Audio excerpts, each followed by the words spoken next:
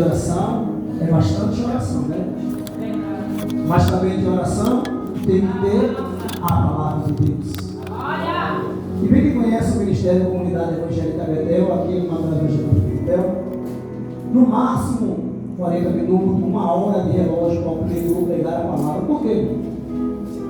Não é tocando em ministério de ninguém, mas uma pessoa que convida o pregador da palavra e dá 15, 20 minutos para o pregador pregar, o que é isso? Marcha, pula, e cadê a palavra? 15 minutos, irmão, dá nem para o pregador abrir a palavra e fosse expressar, ela vai se embora, irmão. A palavra é prioridade. Gênesis 1 diz que foi tudo pela palavra que o Senhor criou. Aleluia! E a palavra tem poder para curar, para libertar, para transformar. Aleluia! E a palavra de Deus, ele fala conosco nessa noite. Aqui no livro do profeta Jeremias, o profeta chorão. Jeremias capítulo 18. O tema do texto da palavra é o vaso do olheiro. E é para entender, irmão, em verdade, que depois que Salomão ele caiu, pegou contra Deus, Israel ele foi dividido em duas partes: Jeroboão, Roboão. E quando se dividiu Israel, o povo que andava diante de Deus com sinceridade e verdade começaram a desviar do caminho do Senhor. De tal maneira, irmão, que o Senhor ele se irou contra o povo de Israel. O povo de Israel, irmão, quando ele estava diante de Deus, ele sempre entregava os adversários, suas mãos. Veremos ali a passagem de Josué, veremos a passagem também de Moisés e o demais patriarca, a qual Deus chamou para cumprir sua obra.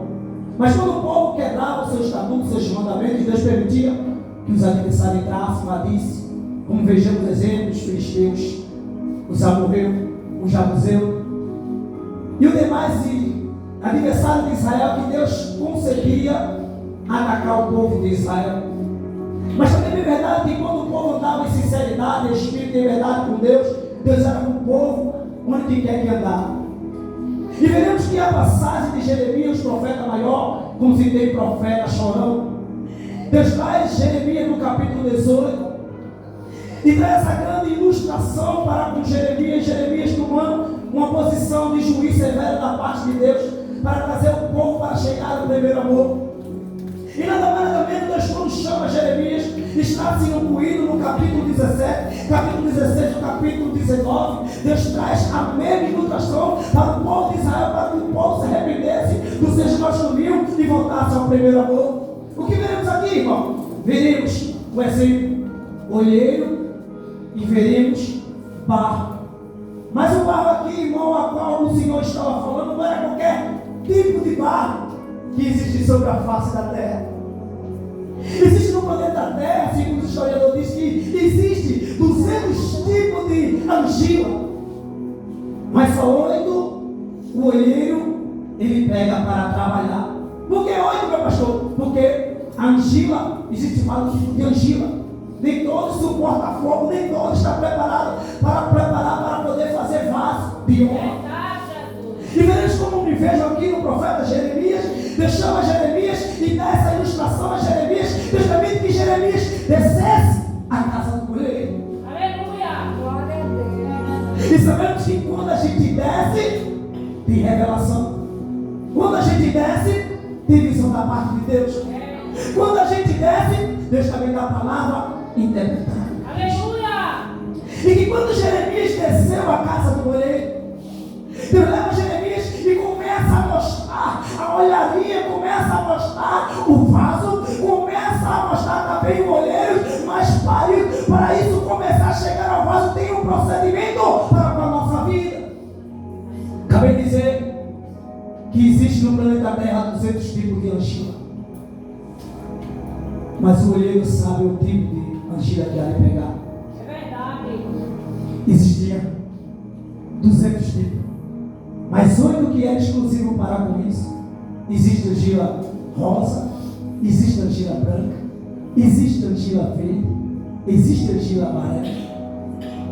Mas o olheiro sabe qual é o tipo de argila de trabalho. E para se achar uma argila adequada conforme o olheiro escolhe, é preciso ele cavar, estourando mais ou menos 2,5 metros para achar o tipo de argila adequado para fazer o vaso. E nem todo canto se encontra esse tipo de argila, irmão. Tem canto especial para encontrar esse tipo de argila. Olha que canto, meu pastor, esse tipo de argila se encontra, irmão, quando você acha um canto que tem mina de água, olho d'água. Nesse olho d'água existe tipo de argila, de qualquer tipo de qualidade. Quanto mais você aprofunda, você acha argila. E sabemos que olho d'água, água representa purificação. Água representa Espírito Santo. Água representa toda coisa de boa para a gente vir. E que quando Deus chama o profeta Jeremias se depara assim com a olharia, se depara ali em cima da roda, a argila, e se depara o olheiro trabalhando com a argila. É tão bonito, irmão, é tão dinâmico, que Jeremias começou a observar, Jeremias começou a refletir. Imagina Jeremias naquele momento. Mas sabemos que há um procedimento para chegar um vaso de honra. Primeiramente, irmão, quando se escolhe-se a argila tem que se levar água para poder dissolver e ficar tipo uma lama. Existem vários tipos de peneira. Tem uma grossa, tem uma média e tem uma mais fina. E que o olheiro tem que ter vários tipos de peneira para poder peneirar. Primeiro procedimento, a grossa para tirar o entulho, o grosso. Depois vem o segundo para tirar todo excesso de pedra, vamos dizer, de cheixo pequenininho. O terceiro, irmão, é que passa que não fica mais nada.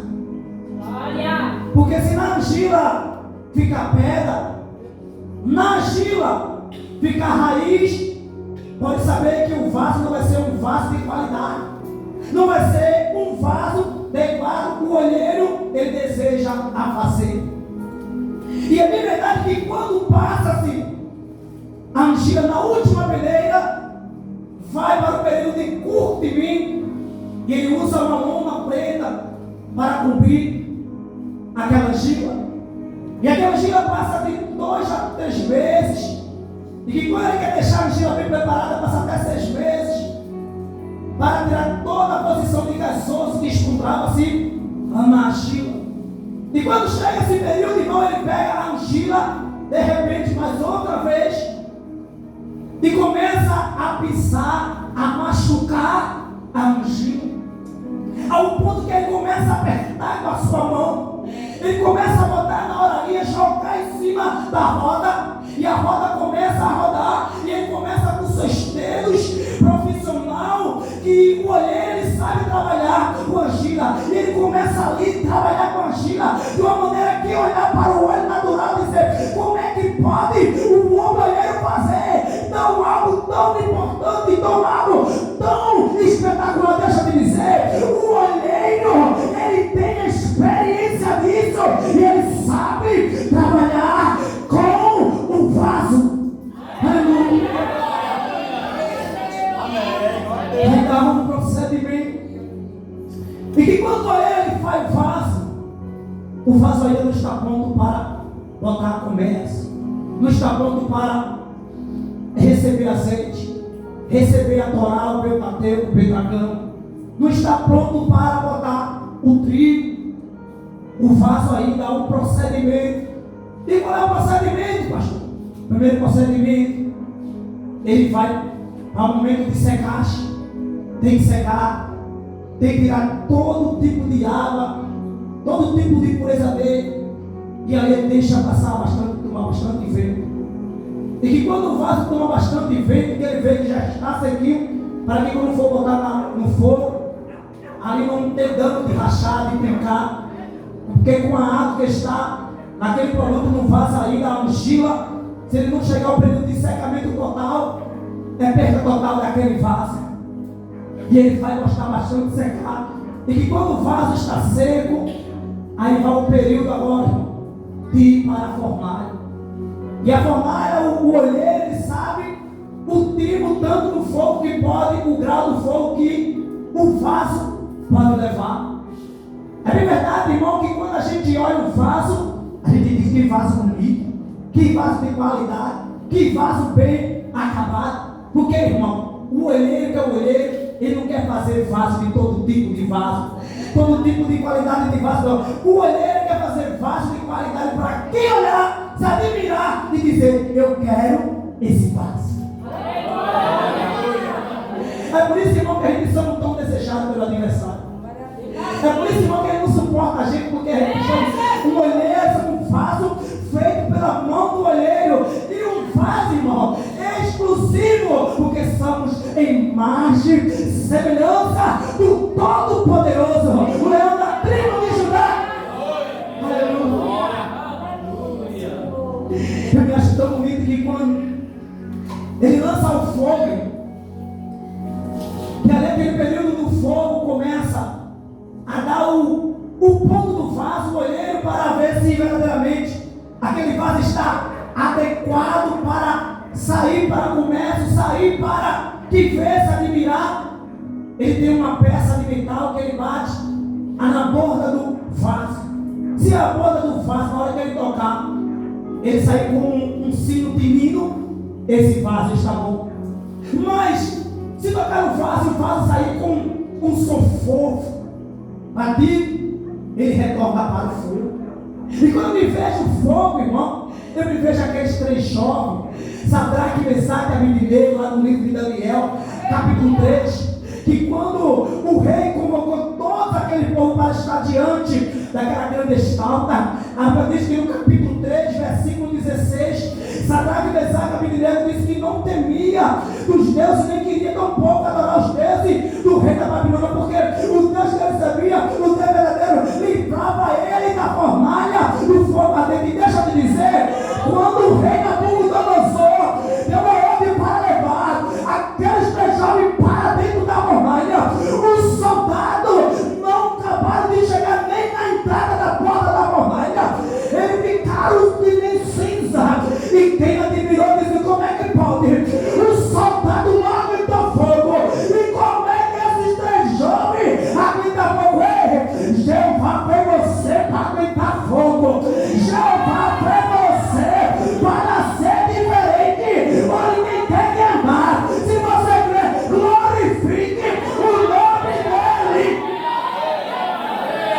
Aleluia. O rei Nabucodonosor, ele se espantou. E estava a dizer: como é que pode? Eu botei três e eu vejo um pudiano, vamos dizer, ao lado deles. Porque Deus, quando ele envia você para algo, ele está com você. Aleluia! Muitas vezes você pensa que está só. Muitas vezes você pensa que Deus não está comigo e com você. Mas Deus está com você. E que quando leva Jeremias para a casa do olheiro, que se acontece o procedimento do vaso, a palavra diz que o vaso chegou a um ponto de fogo da fornalha. Ele tira o vaso, mas o vaso ainda não está bom, irmão. Há um procedimento de lixa. Existe também 4 tipos de lixa. A primeira, mesmo passando a terceira peneira, ainda fica um vaso cheio de defeito.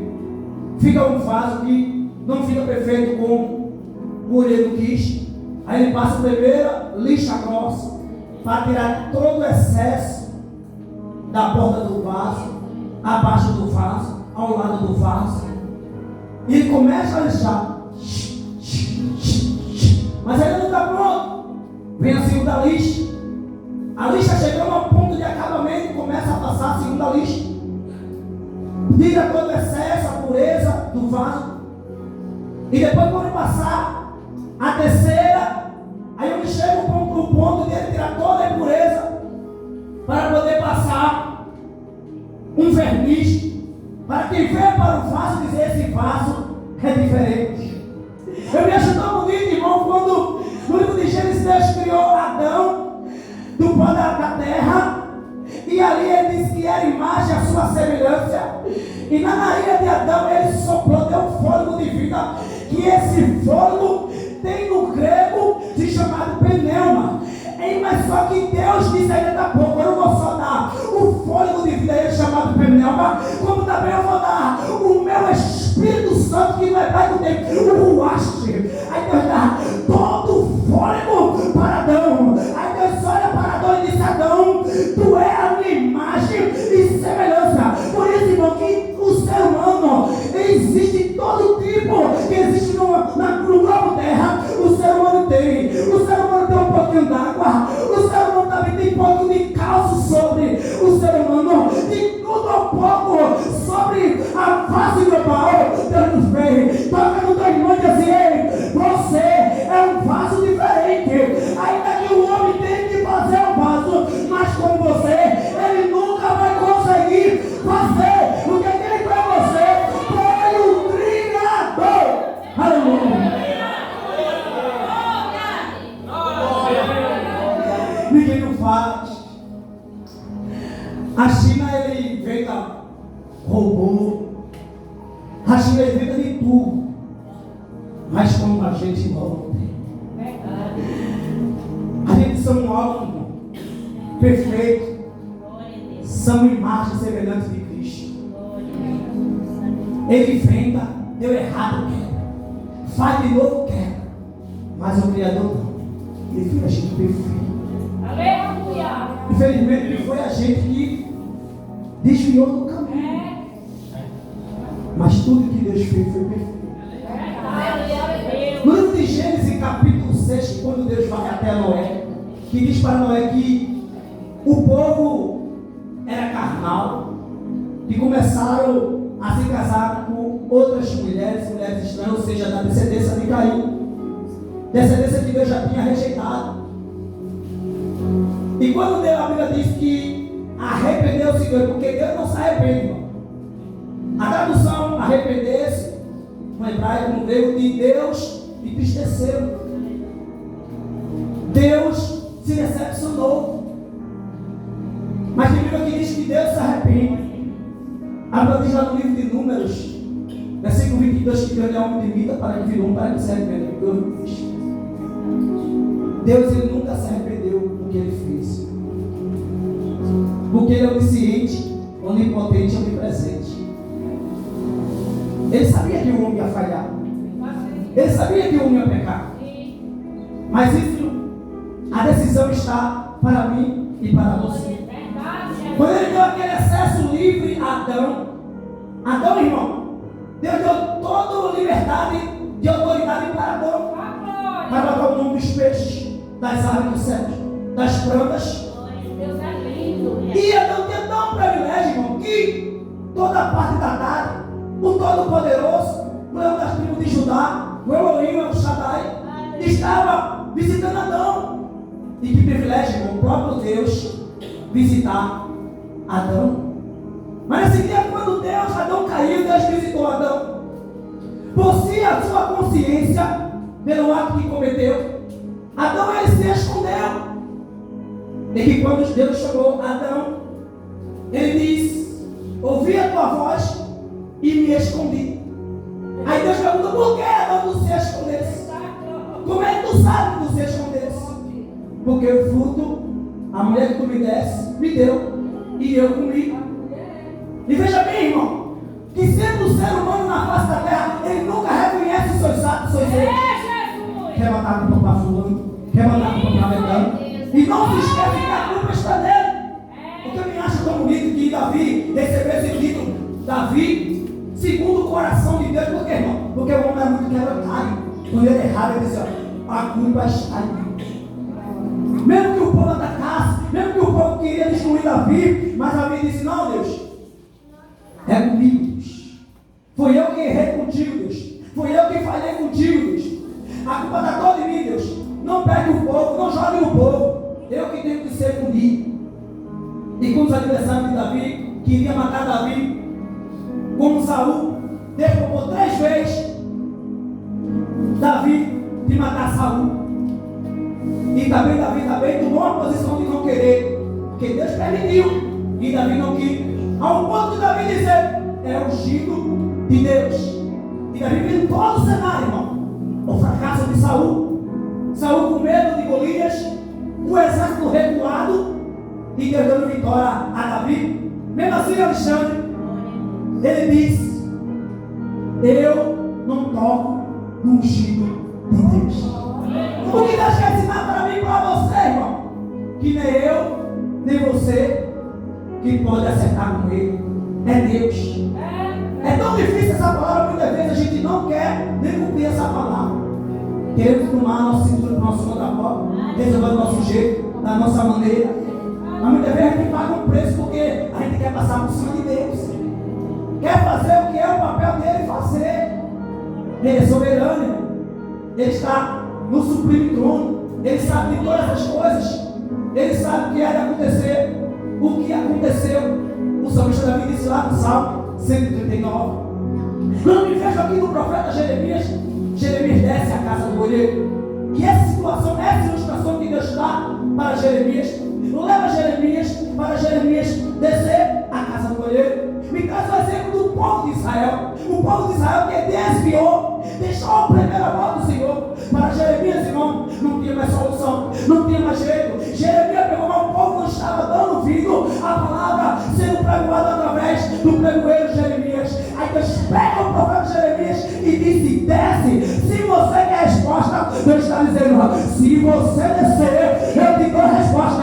Se você descer, eu te dou a resposta.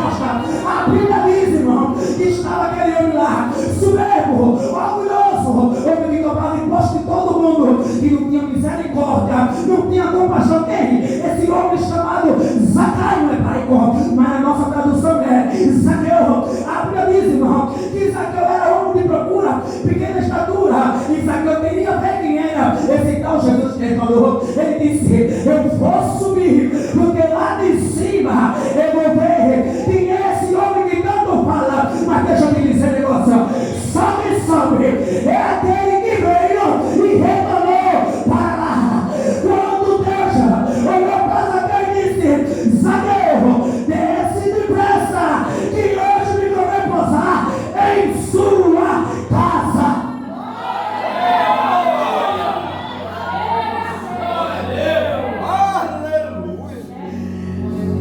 Ezequiel,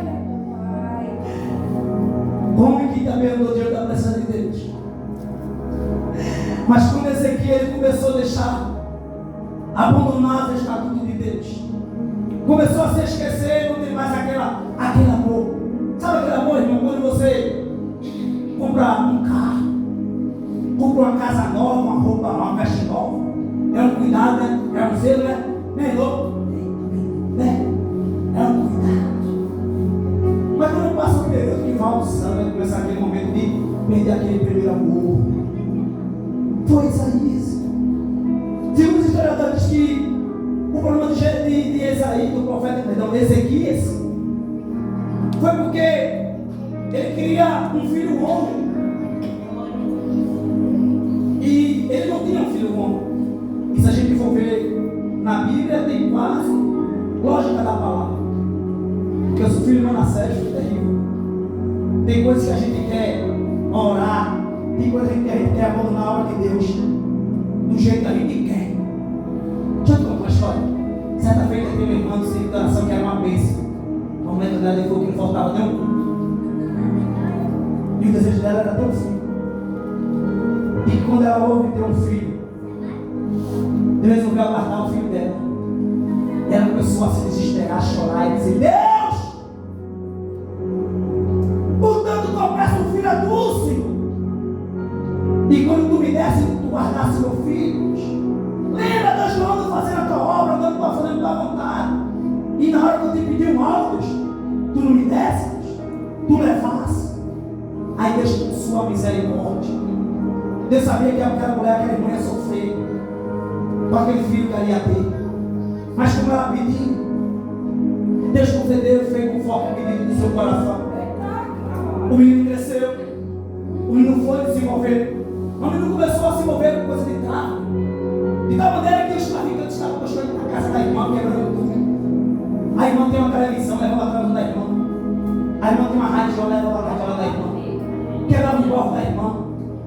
pedir a irmã do cargo do seu filho. Chegou um momento em que a irmã não aguentou mais e disse: Deus, se for assim, Deus que sou. Então ele disse: não, você agora vai ter que aumentar.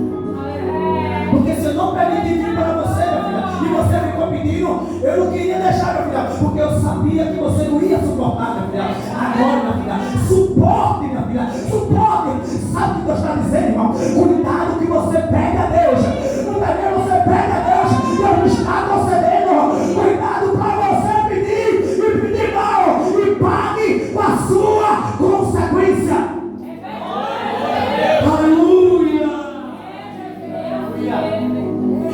Ezequiel começou a desprezar a obra de Deus. Deus permite vir algo na família de Ezequiel, um tipo de uma ursa.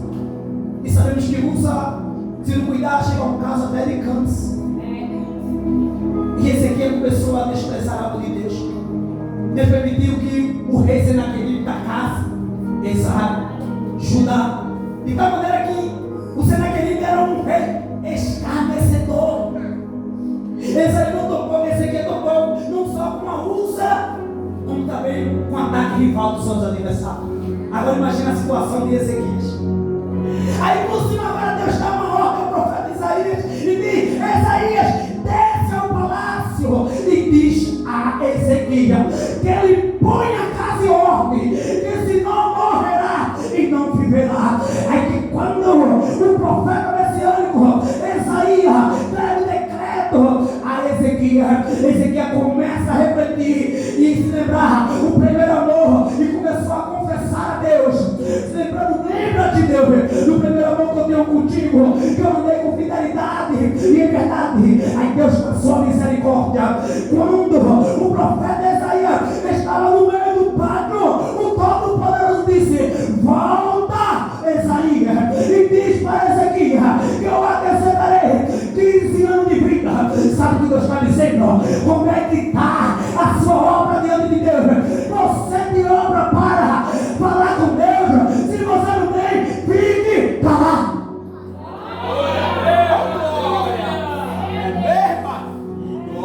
Aleluia. Porque tem gente, irmão, que quer pegar para Deus com todo cheio de direito. Não quer evangelizar, não quer obedecer à liderança, não quer submeter sobre as autoridades. Aí eu pergunto: cadê as obras? Ah, meu pastor, mas a Bíblia fala aqui: a obra sem fé é morte. Mas também vou dizer: e a fé também se obra é morte. Os dois andam juntos. O pastor Paulo era tão sábio, irmão. Quando ele deixou essa palavra, ele deixou bem claro como é que está com essa obra diante de Deus. Ezequiel tem uma obra. Jeremias também tinha obra, porque Jeremias, mesmo com toda a circunstância, era o profeta chorava, irmão. Quando ele mandava pegar o decreto, ele chorava, porque os reis eram cruel. Josias, Zedequias, Acasias, todo rei perverso. Mas quando Deus manda Jeremias descer, Jeremias desce, e Jeremias se prepara, a mochila na roda, e o olheiro trabalhando com a mochila. De tal maneira que começou a fazer. Mas a Bíblia diz que na visão de Jeremias, a Bíblia diz que o vaso quebrou na mão. O vaso quebrou na mão. Não é para ser vontade de apertar através do olheiro apertado. Não é nada, né? A Bíblia diz que o olheiro não forçou. O olheiro foi com forte, como se pedia para fazer o vaso. Sabe o que deixa eu falar? Para o vaso quebrar na mão de Deus, vai ser Deus. Só basta ele mostrar a sua própria mão. E quando quebrou o vaso, quebrou na mão do olheiro. Eu creio que Jeremias não toca nada. Aí o próprio Deus disse: Jeremias, assim como esse vaso Esse vaso estava representando a nação. O olheiro representava o próprio Deus. E a olharia representava o globo terra. Assim como esse vaso que quebrou na mão do olheiro, se o povo não se arrepender, voltar ao seu primeiro amor e não andar com sinceridade e verdade, assim também ele quebrará na vida de Jesus. Assim como o olheiro que tornou a fazer o vaso. Por que, irmão? Tornou a fazer. Porque a Gina, irmão, já tem seu período de curtimento. Se ela chegar ao período de curtimento, ela não serve mais para nada, só para metralha. Se ela tiver ainda no período, você ainda pode jogar lá no maçã e ela retornar a fazer de novo. E ele disse assim: como quebrou, assim como tornou a fazer de novo, assim são o povo de Israel, se não voltar ao primeiro amor, se não chegar onde eu quero mexer, se não andar no caminho que deve andar, assim também ele será quebrado na frente de Deus. Mas ele se arrepender e voltar ao primeiro amor, eu recordarei a minha sentença para com Israel. E essa sentença que Deus ia dar, Deus ia utilizar os adversários de Israel para atacar, a matar. Vejamos que depois do livro de Josué, no capítulo 24 de Josué, ali se reúne, faz um oferecimento. O povo disse que ia ser leal a Deus. O povo jura que ia ser leal a Deus. Mas lá na frente, depois do livro de Juízes, o povo começa a transgredir a lei de Deus. Passa 11, passa 41, passa 7 dias, passa 14 anos. O povo oprimido. Mas quando o povo via que o Deus dele de Baal, que era um Deus que ele tinha, um Deus salvo, que era um Deus de prosperidade, que era um Deus que ele pensava que era um Deus fruto, tanto na produção como também na chuva, nos alimentos. Ele veio que Baal não tinha correspondência para com ele. Eles começaram agora a reconhecer o seu primeiro amor e andar em espírito de verdade diante de Deus. Quando me vejo também no livro de Ezequiel, capítulo 37, Deus permite Ezequiel ser levado em espírito para o vale dos nossos seios. Que vale é esse, irmão, a qual, segundo o historiador, diz que esse vale era todo o exército de Israel quando ia para a guerra e perdia. Como não tinha muito sepulcro para enterrar, jogava aquele ossos ali, exército de todos os exércitos, como representasse a pata do exército de Israel. Colocava aqueles ossos ali, e jogando um osso sobre os ossos, nós sabemos que ninguém vai saber onde está perna, que está tronco, que está joelho. Você vai saber de quem compra aquele, que osso a quem pertence. Mas o Todo-Poderoso sabia de cada pé, dedão, osso, tronco, joelho, costela, coluna. Tudo ele sabia. E que quando Deus leva o profeta Ezequiel ao vale dos ossos secos, Deus chega para Ezequiel e diz: filho do homem, porventura, esses ossos poderão viver? Mas ficou bonito que Ezequiel ele não passou os pelos, só creio. Ai não, Senhor, tu sabes. Porque para os olhos de Ezequiel não tem nenhuma coisa, não tem nenhuma lógica. Por quê? Porque quando está seco, é um procedimento, mas estava sequíssimo. Ao ponto de mão de sequíssimo, ele fica todo furadinho. Por quê? Porque existe tipo de uma traça, de um bicho que ele corrói o osso, de tal maneira que ele vai de um canto para o outro e sócio. E fora que existe um tipo de árvore que chama quebra-osso, que ele vem, come aquele osso. Quando ele não consegue, ele vai e joga, faz com que aqueles ossos quebrem. E o que dá para ele poder engolir, ele engole com 30, 40 centímetros. Dentro dele, aqueles ossos começam a dissolver. Por quê? Porque dentro dele, irmão, existe um ácido, que ácido é esse que faz com que o osso se dissolva dentro do seu estômago. E agora me entenda bem, irmão, como é que Deus dá uma ordem ao profeta Ezequiel?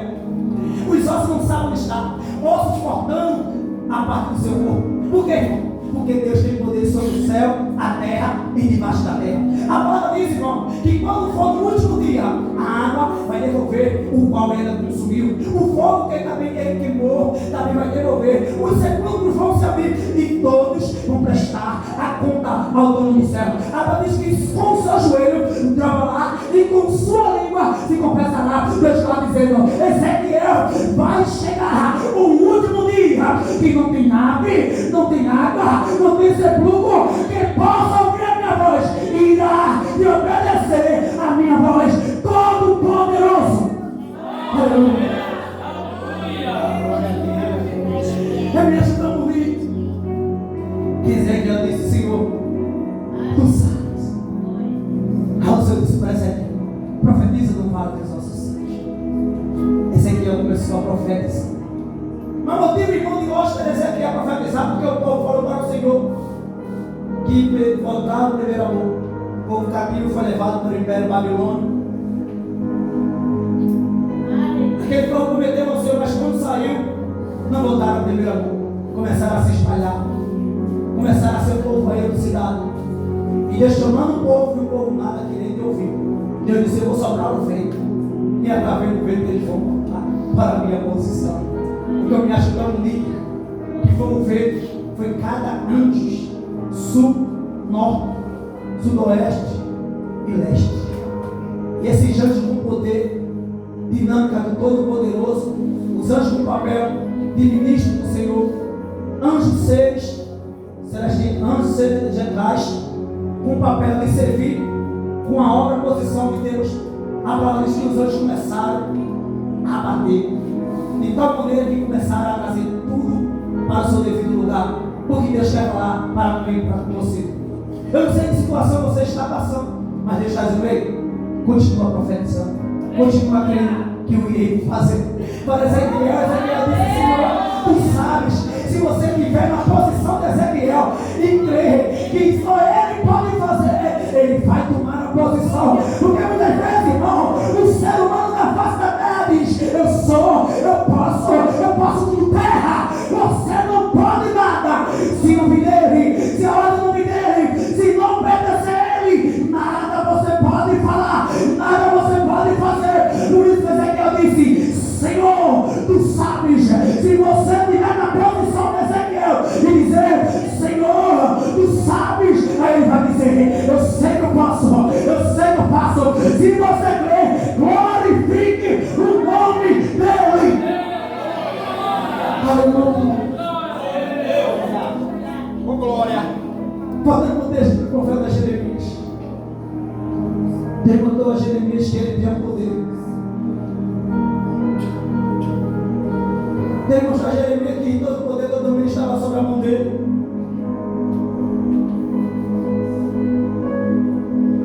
Deus mostrou a Jeremias que ele criou tudo sobre a sua palavra.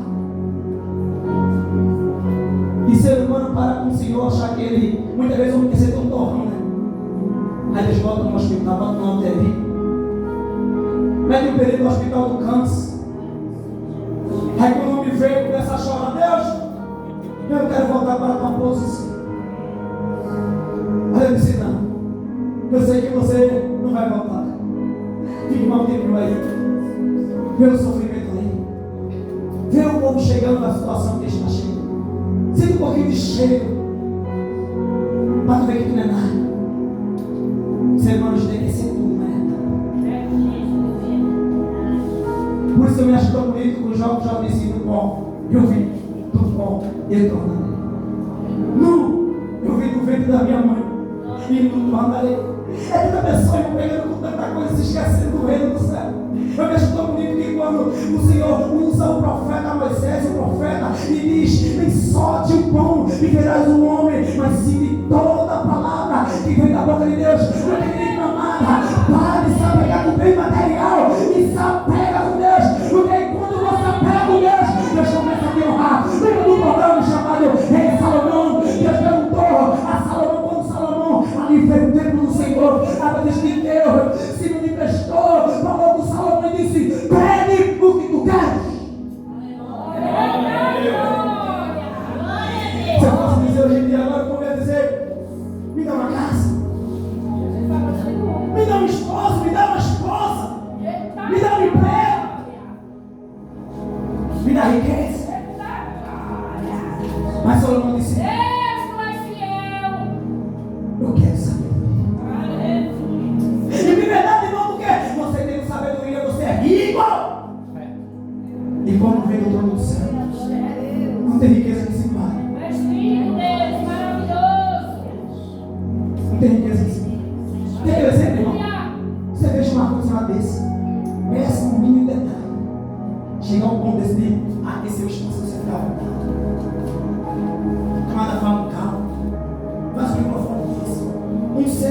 comunicar com a pessoa que está no Japão.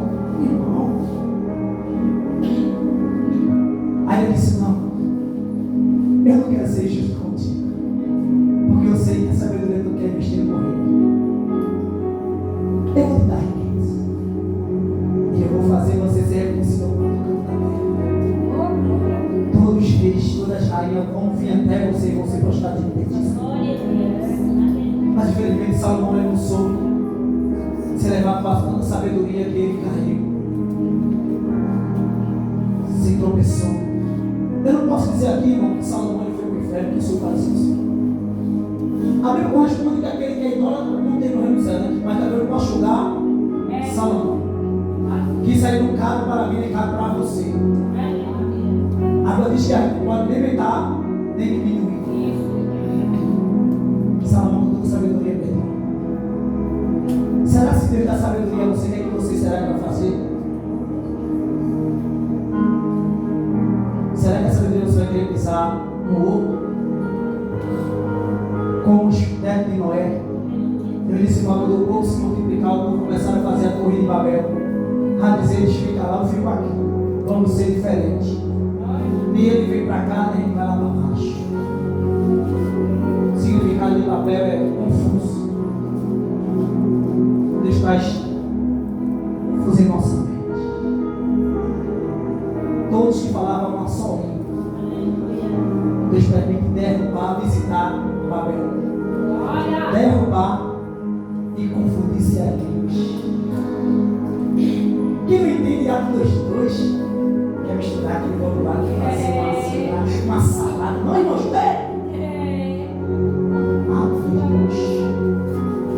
Deus deu a Pedro, aos outros discípulos, para que ele falasse o mesmo idioma daqueles outros que estavam. O Espírito Santo de Deus deu a interpretação de idioma para Pedro. E a própria palavra responde a Pedro. Esse ato não foi tapando machanão. Esse ato dos dois aqui foi a revelação a qual Joel recebeu lá. Deus ia utilizar jovem, ouça e fé. Para esse glorificado. De tal maneira que ele disse: como é que pode? Eles são galileus e falam nosso idioma. Estão embriagados, estão bem. É um Pedro dá uma lição de moral. E muitos começam a se maravilhar com Pedro e conhecer.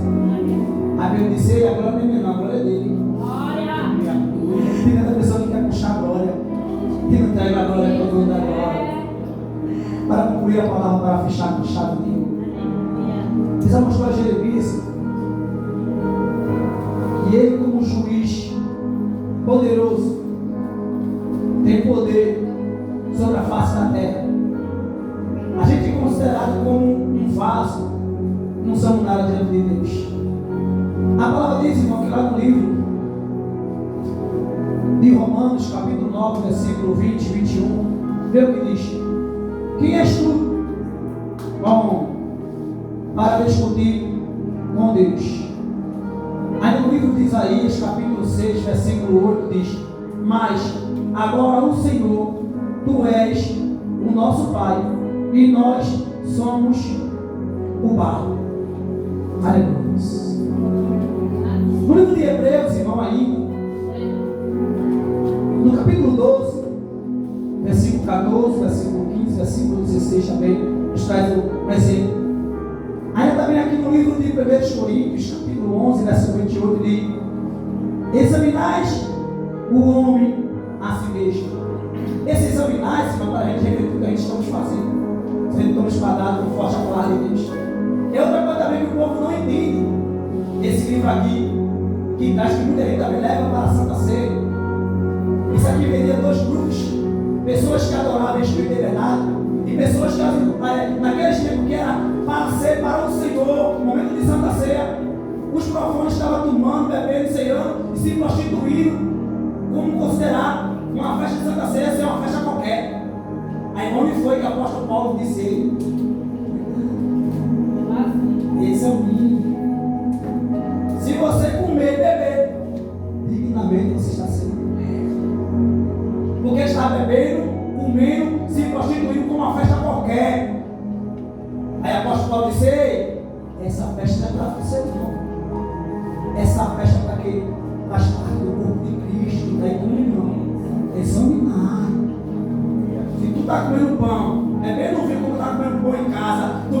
passou a embriagar, como está bebendo em casa. Como é beber em casa? Não viu a cueca, não. Isso é coisa de reverência. Aí tem povo que não sabe conversar. Calma aí, irmão. E olha que tem ministro que me prega isso aí, irmão. É isso. Você não tem que gosta, mas o significado, a hermenêutica, o exegese, o homem leva. É isso aí a resposta da Bíblia. É isso que traz a palavra.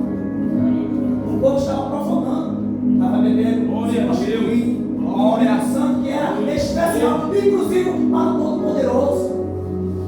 Por isso que eu e você temos isso. Será que estamos que nem um vaso incluído? Porque no livro de Hebreu aqui, como eu falei aqui, capítulo 12, versículo 11, 14, 15 e 16, apóstolo Paulo tomou assim como um vaso entre um homem chamado Esaú, profano, e Jacó, que vendeu a sua primogenitura. Será que tu deve vender a tua primogenitura por um prato de leitura?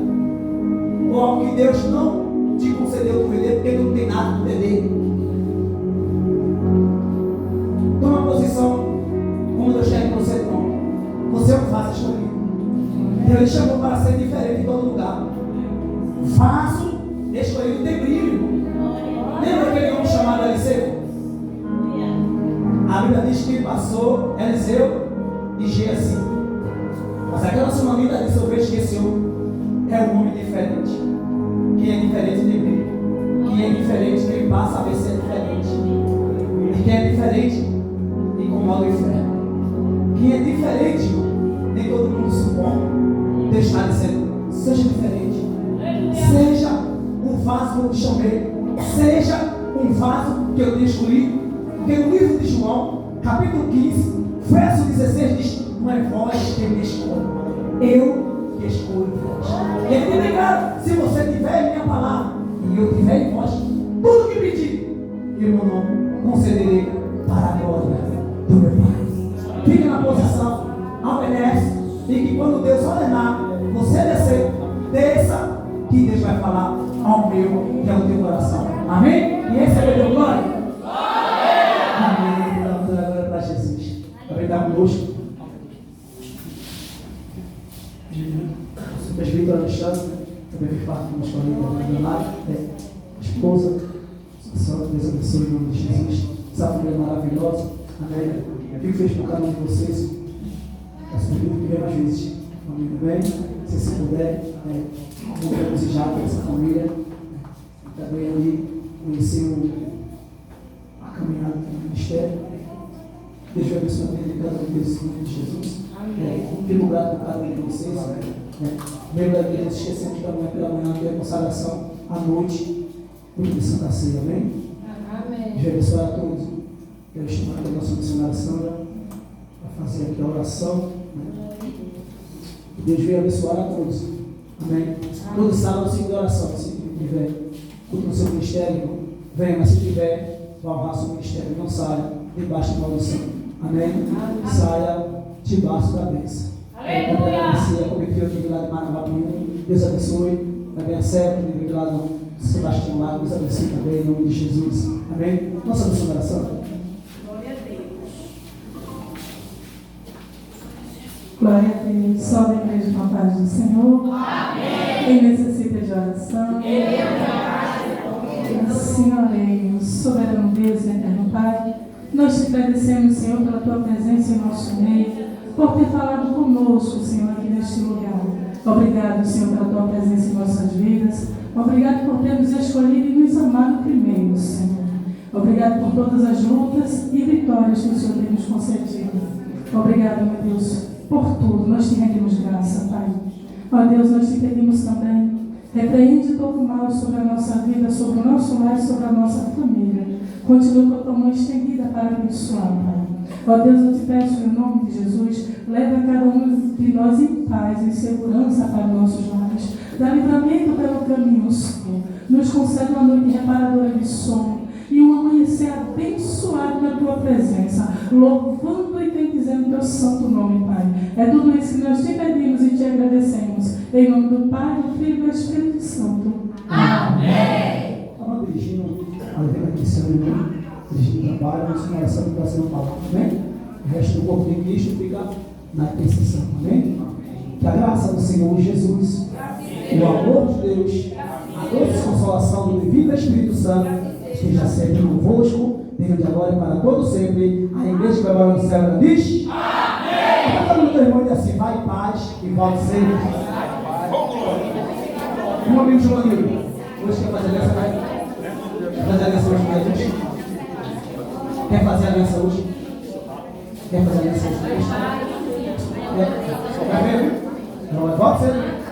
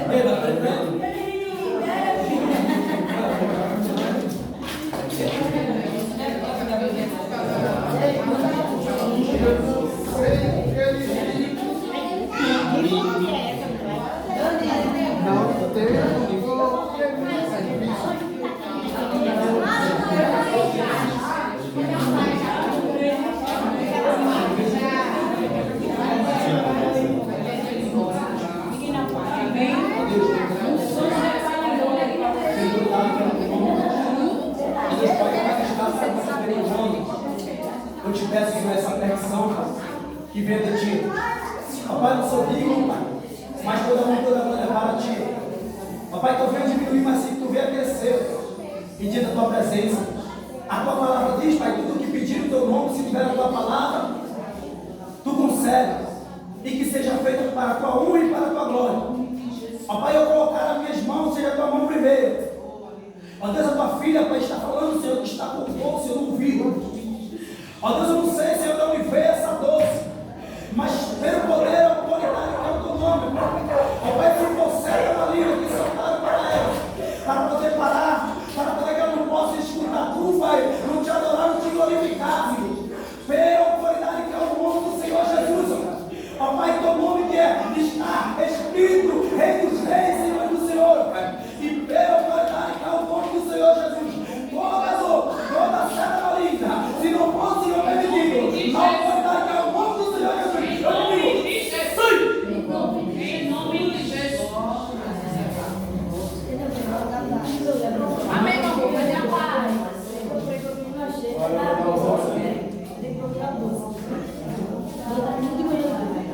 Diante da tua presença, eu te peço ainda e te volto. Ainda estamos diante do teu altar, diante de ti. Ó Deus, que não venha ser comigo contra cobras, mas sim para a tua glória. Ó Deus, a tua filha também pediu oração. Eu não sei o motivo, mas tu sabe a necessidade dela da oração, que somos necessitados. Porque a tua palavra diz: se crer, verás a glória de Deus. E que não seja a minha mão, mas sim a tua mão. Ó Pai, que venha, Senhor, da cabeça às pontas do ferro. E que pela autoridade que é o teu nome, ó Pai, pela autoridade no nome de Jesus, ó Pai, toda seca, toda dor, toda obra profunda, toda frieza, toda angústia, no poder da palavra de Deus, eu te digo, toda seta maligna, toda seta contrária, pelo sangue de Jesus que tem poder, eu digo, sim!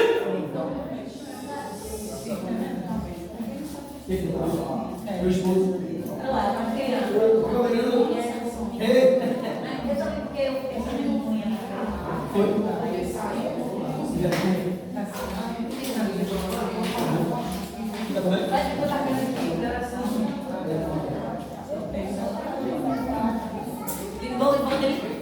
Ligou ele.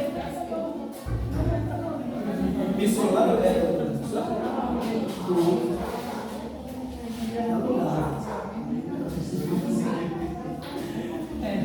ó Deus, pelo poder da tua palavra, pelo teu nome que está escrito, os reis dos reis, Senhor dos senhores, e que pela autoridade que é o teu nome, ó Deus, que não seja a minha mão, mas sim tua mão, Senhor, mas que pela autoridade que é o nome do Senhor Jesus, toda angústia, toda dor, toda tristeza, toda frieza, que o inimigo quer botar na tua filha, pensamentos autoritários, que pela autoridade que é o teu nome, Pai, pelo sangue de Jesus que tem poder, Pai, que toda seta maligna, Pai, feita das encruzilhadas, Senhor, na boca do bambu, ó Pai, ó Pai, em cima do telhado, Senhor, que o inimigo anda fazendo, Senhor, entristecer, angustiar, ó Pai, frieza, Pai, pela autoridade que é o nome do Senhor Jesus, pelo sangue de Jesus que tem poder, toda dor no corpo, toda seta maligna, toda enfermidade, pelo nome do Senhor Jesus, eu te digo, sim, e não volta mais.